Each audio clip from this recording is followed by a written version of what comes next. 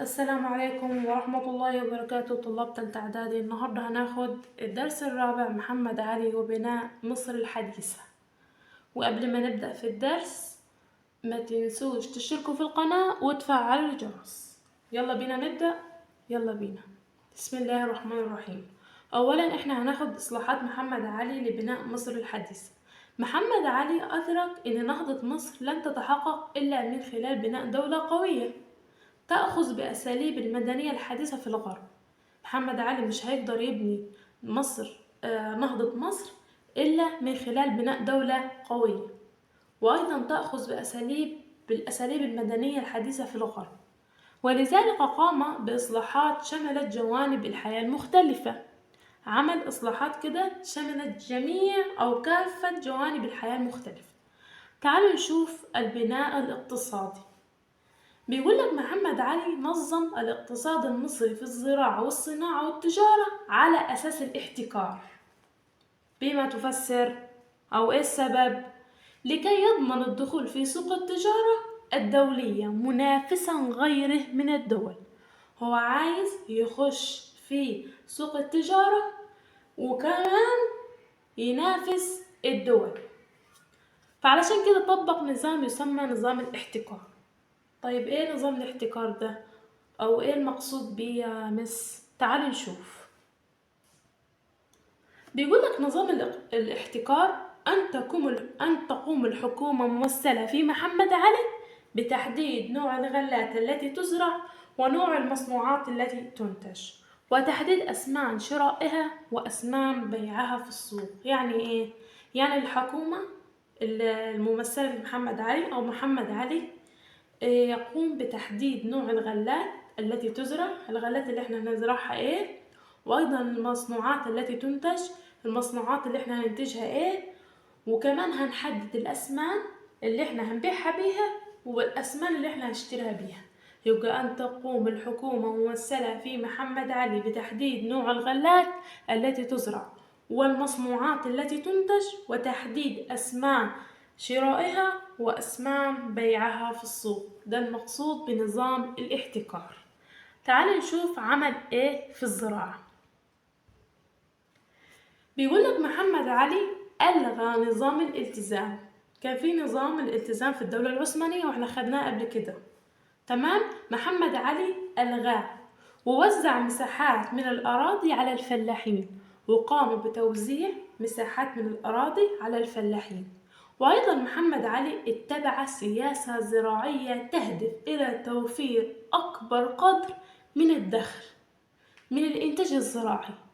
إيه هي الأعمال اللي قام بها محمد علي لكي تهدف إلى توفير أكبر قدر من الدخل؟ تعالوا نشوف إيه الأعمال اللي قام بها محمد علي. محمد علي قام بإدخال أساليب وغلات زراعية جديدة. أدخل على الزراعة أساليب وكمان غلات زراعية جديدة، وكمان أنشأ مدرسة للزراعة. قام بإنشاء مدرسة للزراعة. هو ازاي هيدخل أساليب وغلات جديدة من غير مدرسة؟ هما ما يعرفوش أي حاجة عن ده كله، لأن الزراعة تدهورت في ظل الدولة العثمانية قبل محمد علي، تمام؟ وأيضا استخدام الخبراء الزراعيين من الخارج. يعني هو عمل كده بالعربي، قام باستخدام خبراء في الزراعة من الخارج عشان تعلم أبناء البلد الزراعة. وأيضا تحسين طرق الري، وكمان حسن طرق الري. وقام أيضا بإنشاء العديد من القناطر على النيل، أهمها القناطر الخيرية وإيه تاني؟ وحفر ترعة المحمودية. وأيضا تزويد الفلاحين بكل ما يلزم الزراعة.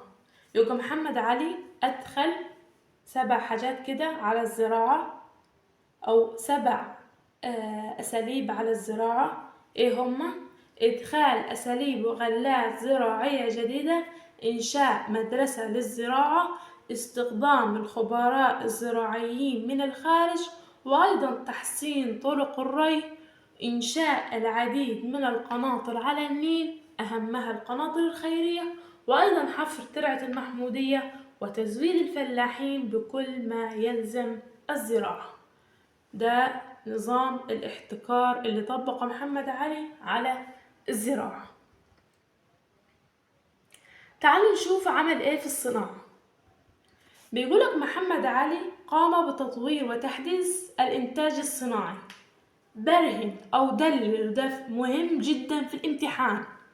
بيجي يدلل وبيقولك قام محمد علي بتطوير أو تحديث الإنتاج الصناعي. دلل، هنقوله حيث قام بإقامة المصانع الحكومية. عمل مصانع حكومية في أو مثل الغزل والنسيج، الورق، السكر وغيرها. يبقى إقامة المصانع الحكومية مثل الغزل والنسيج، الورق، السكر وغيرها. وأيضا جمع الصبية للعمل في المصانع. قام محمد علي بجمع الصبية، يعني كده أبناء القرية أو أبناء من الدولة كده، وقال لهم تعالوا أنا عايزكم تعملوا كده، تشتغلوا في المصانع دي، وهنديكم أجور رمزية، يعني هديكم كده مبلغ رمزي حلو.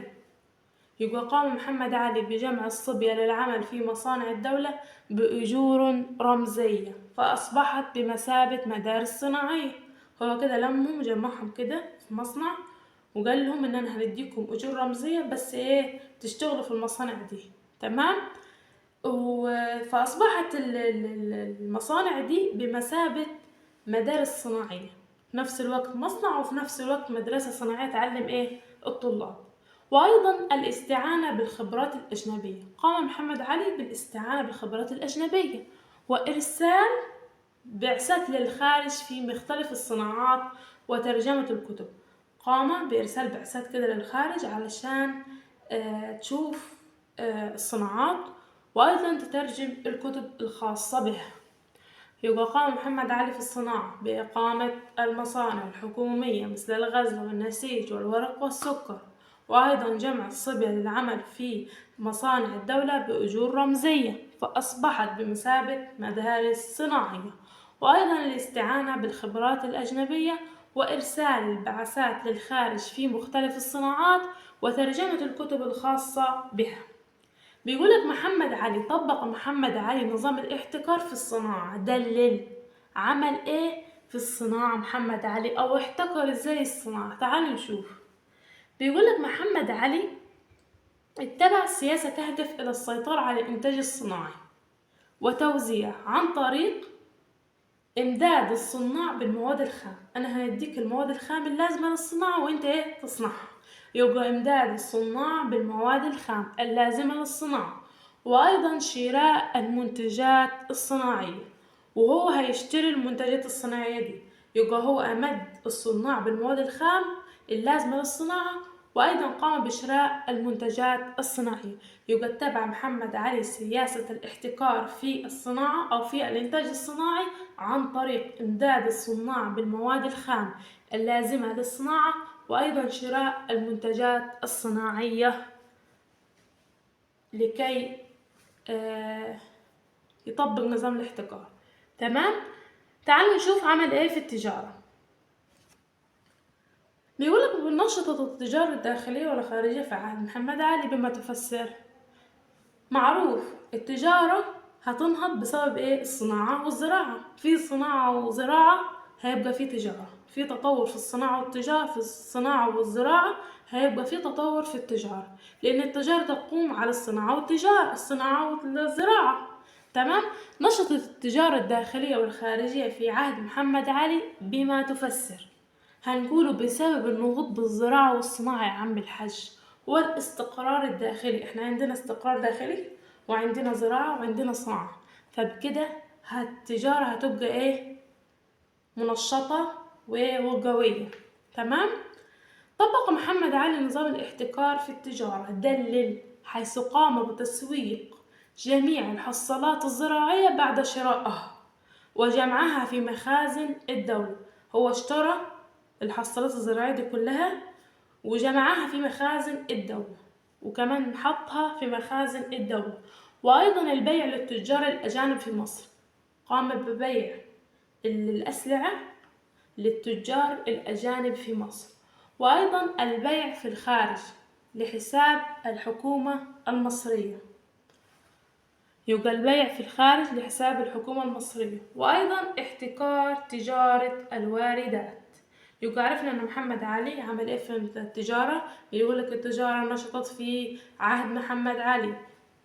نشطت التجارة الداخلية والخارجية في عهد محمد علي بما تفسر بسبب النهوض بالزراعة والصناعة والاستقرار الداخلي للدولة. وعرفنا أن محمد علي طبق نظام الاحتكار في التجارة دلل حيث قام بتسويق جميع الحصالات الزراعية بعد شرائها وجمعها في مخازن الدولة. البيع للتجار الأجانب في مصر، وأيضا البيع في الخارج لحساب الحكومة المصرية، اللي هيباع في الخارج لحساب الحكومة المصرية، وأيضا البيع للتجار الأجانب في مصر. تمام. وأيضا احتكر تجارة الواردات، ده اللي عمله محمد علي في التجارة. تعالوا نشوف عمل ايه في النقل والمواصلات. بيقولك محمد علي اهتم بالنقل والمواصلات دلل حيث قام بتمهيد وتأمين الطرق البرية والبحرية. هو أمن الطريق البرية والبحرية. كان في قراصنة كده، قراصنة اللي هي الحرامية في ايه في البحار، فقام بايه بتمهيد وتأمين الطرق البرية والبحرية، أمنها، قضى على القراصنة. بناء أسطول في البحرين الأحمر والمتوسط، عمل أسطولين في البحر الأحمر والبحر المتوسط. وأيضا حفر الترع والاهتمام بالموانئ المصرية. قام محمد علي بحفر الترع والاهتمام بالموانئ المصرية. وأيضا تطهير البحر الأحمر من القراصنة، اللي احنا قلنا عليه طهر البحر الأحمر من القراصنة. يعني ايه؟ يعني الحرامية، في حرامية كده كانت في البحر، فهو طهرها، طهر البحر كده من ايه؟ من الحرامية أو القراصنة. تمام. احنا وصلنا النهاردة عند النقل والمواصلات. ان شاء الله في جزء تاني للدرس هنكمله. تعال نرجع على السريع كده على الدرس.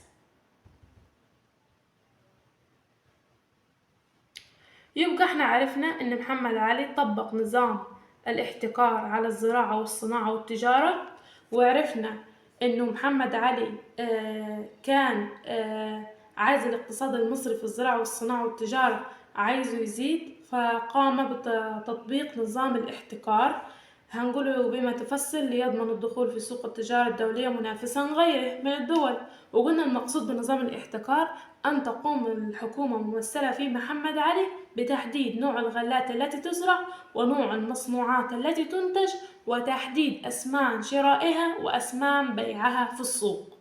وعرفنا أن عمل إيه في الزراعة. محمد علي ألغى نظام الالتزام ووزع مساحات من الأراضي على الفلاحين. وأيضا اتبع محمد علي سياسة زراعية تهدف إلى توفير أكبر قدر من الدخل من الإنتاج الزراعي، ومن أهمها إدخال أساليب وغلات زراعية جديدة، وأيضا إنشاء مدرسة للزراعة، وأيضا استخدام الخبراء والزراعيين من الخارج، وأيضا تحسين طرق الري، وإنشاء العديد من القناطر على النيل أهمها القناطر الخيرية، وحفر ترعة المحمودية وتزويد الفلاحين بكل ما يلزم الزراعة. وعرفنا الصناعة إن هو قام محمد علي بتطوير وتحديث الإنتاج الصناعي، وقلنا إقامة المصانع الحكومية مثل الغزل والنسيج والورق والسكر وغيرها، وأيضا جمع الصبية للعمل في مصانع الدولة بأجور رمزية فأصبحت بمثابة مدارس صناعية، وأيضا الاستعانة بالخبرات الأجنبية وإرسال البعثات للخارج في مختلف الصناعات وترجمة الكتب الخاصة بها. ومحمد علي طبق نظام الاحتكار على الصناعة، هنقوله دلل حيث اتبع سياسة تهدف إلى السيطرة على الإنتاج الصناعي وتوزيعه عن طريق إمداد الصناع بالمواد الخام اللازمة للصناعة، وأيضا شراء المنتجات الصناعية. وعرفنا التجارة، ونقول نشطت التجارة الداخلية والخارجية في عهد محمد علي بما تفسر، هنقوله بسبب النهوض بالزراعة والصناعة والاستقرار الداخلي للدولة. ومحمد علي طبق نظام الاحتكار على التجارة حيث قام بتسويق جميع الحصالات الزراعية بعد شرائها وجمعها في مخازن الدولة، وأيضا البيع للتجار الأجانب في مصر والبيع في الخارج لحساب الحكومة المصرية، وأيضا احتكار تجارة الواردات. وعرفنا أن النقل والمواصلات، محمد علي اهتم بالنقل والمواصلات دلل حيث قام بتمهيد وتأمين الطرق البرية والبحرية بناء أسطول في البحرين الأحمر والمتوسط، وأيضا حفر الترع والاهتمام بالموانئ المصرية وتطهير البحر الأحمر من القراصنة. وبكده نكون خلصنا الجزء الأول من درس محمد علي وبناء مصر الحديثة. يا رب يكون عجبكم الفيديو، ولو عجبكم الفيديو اشتركوا في القناة وفعلوا الجرس، وانتظرونا في الجزء الثاني من درس محمد علي وبناء مصر الحديثة. السلام عليكم ورحمة الله وبركاته.